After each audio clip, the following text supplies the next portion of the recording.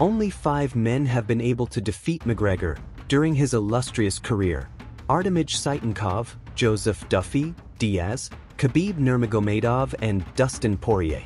First-round submission losses to Sitenkov in 2008 and Duffy in 2010 happened way before his prime and his subsequent reign of dominance in the UFC.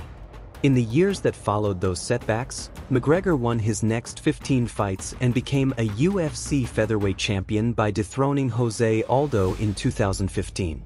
He then set his sights on becoming the first simultaneous two-weight champion in the company's history by challenging lightweight king Rafael Dos Anjos in March 2016.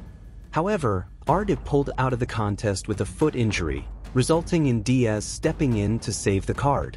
Against all the odds, Diaz scored a monumental upset by locking in a rear-naked choke in the 3rd round and forcing the tap. 5 months later, when they ran it back, McGregor edged out a narrow majority decision win. But he still attests to the fact that no one gave him a harder night than the Stockton MMA fighter. Asked who the toughest opponent he'd ever faced was Nate, Diaz didn't heap the praise back onto McGregor when the same question was posed to him last year though. Diaz said that, "I always say it, but there's a guy that I fought in 2008 named Josh Neer. He's my boy now though, we're homies. But Josh Neer fought my brother and they was fighting for 3 rounds, hard, and Nick's doing his thing, hitting him a lot, and I was like, this guy is crazy. And then Nick ended up finishing him in the 3rd round though. Most people Nick finished were all in the 1st round and maybe the 2nd round. Time went by, and then he went down to 155 where I was fighting at. And I asked for a better opponent. I was beating people. That's when I first got to the UFC, I beat a few people. And so they gave me Josh Neer, who was one of the top 5 guys.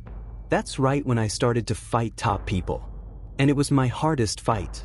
I watched him fight so much and then trained so perfect for him that everything was like, he'd throw punches, I slipped it right under it, grabbed him and everything.